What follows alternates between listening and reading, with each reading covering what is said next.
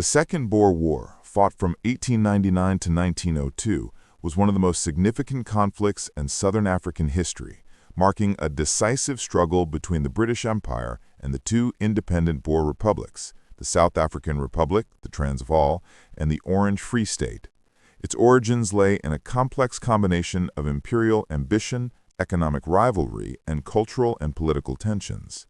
By the late 19th century, the discovery of extensive gold deposits in the Transvaal had transformed the region into a center of global economic interest, attracting not only British entrepreneurs, financiers, and settlers known as Uitlanders, but also foreign investors and skilled workers eager to exploit the rich resources of the region. The Boers, descendants of Dutch settlers who had maintained a distinct cultural and political identity for generations, viewed the influx of outsiders with suspicion, fearing loss of sovereignty and the erosion of their traditional way of life. The Uitlanders, though economically important, were largely denied political rights, and this imbalance became a major point of contention that the British government used as a justification to intervene, claiming to protect British citizens while furthering their imperial agenda. Beyond economic motivations, Britain sought to consolidate its control over southern Africa, secure strategic trade routes, and assert authority over neighboring colonies such as Cape Colony and the Taal, which were vital for maintaining dominance in the region. Diplomatic negotiations throughout the 1890s repeatedly failed to resolve disputes over citizenship, political representation, and military readiness, and both sides increasingly anticipated armed conflict, each preparing for the other's offensive moves. The war officially began in October 1899, when Boer forces, acting preemptively, launched coordinated strikes on British garrisons in the Taal and the Cape Colony, demonstrating careful planning and a willingness to take strategic initiative. The early period, often called the conventional phase, saw notable Boer victories in battles such as Stormberg, Magersfontein, Colenso, and Spion Kop, revealing the effectiveness of the Boer commando system, their intimate knowledge of local terrain, and the limitations of British forces who were initially unprepared for mobile, irregular tactics despite superior numbers and resources. These early defeats caused a shock in London, raised international attention, and exposed flaws in British command structure, training, and intelligence. In response, Britain reinforced its military presence, bringing tens of thousands of additional troops under generals such as Lord Roberts and later Lord Kitchener.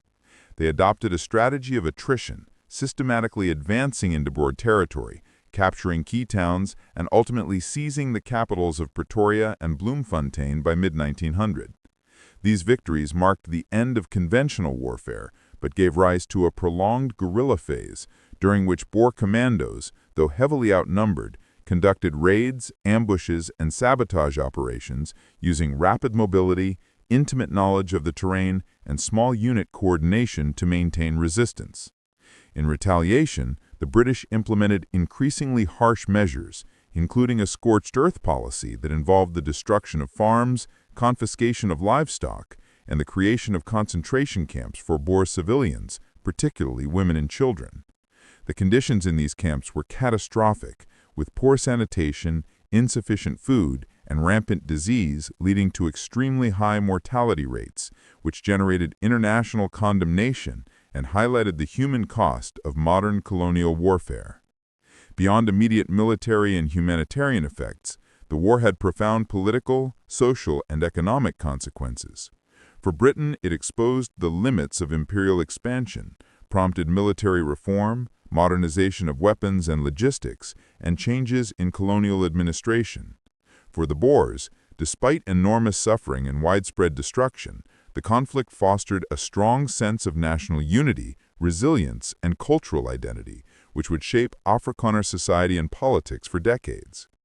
Economically, the devastation of Boer farms and infrastructure caused hardship and loss, but reconstruction efforts following the war led to modernization of transport networks, particularly railways and telecommunication, facilitating post-war economic integration and reinforcing British influence in the region. Socially and culturally, the memory of the war, especially the experiences of women and children in concentration camps and the courage of Boer fighters, became central to Afrikaner collective memory, influencing literature, education, and political narratives, emphasizing endurance, identity, and cohesion. The war also demonstrated the evolution of modern military tactics, illustrating the effectiveness of small mobile forces against a conventional army, foreshadowing elements of guerrilla warfare and asymmetric conflict that would reappear in later conflicts worldwide. Internationally, the war attracted attention from European powers and the United States, sparking debates over colonial ethics, treatment of civilians, and the legitimacy of British imperial policies. Key figures, including Paul Kruger, president of the Transvaal, and British commanders Lord Roberts and later Lord Kitchener, played pivotal roles in shaping both military campaigns and political negotiations, influencing battlefield outcomes and the terms of peace. Technological advancements, including modern rifles, artillery, telegraph communication, and railways, were crucial in determining troop mobility, logistical efficiency, and battlefield coordination, reflecting the growing role of industrialization in warfare. Additionally, troops from across the British Empire, including Australia, Canada, and India, participated in the conflict, highlighting the global nature of British military resources and imperial reach. The war formally concluded with the Treaty of Dereniging in May 1902, which recognized British sovereignty over the former Boer republics while promising eventual self-government, financial aid for reconstruction, and amnesty for Boer fighters. The treaty laid the groundwork for the Union of South Africa in 1910, establishing political reconciliation and a new framework for governance. In conclusion, the Second Boer War was a multifaceted conflict driven by imperial ambition, economic interest, and cultural resistance. It evolved from early conventional battles showcasing Boer tactical skill and adaptability to a prolonged guerrilla campaign marked by civilian suffering and harsh British countermeasures. Its legacy shaped military strategy, colonial administration, national identity, economic development, and international perspectives on warfare, offering vital insights into the dynamics of asymmetric conflict, the resilience of local populations facing overwhelming powers, and the enduring consequences of imperial war for societies and nations across generations, cementing its place as a central chapter in the history of Southern Africa and the broader study of modern imperial conflicts.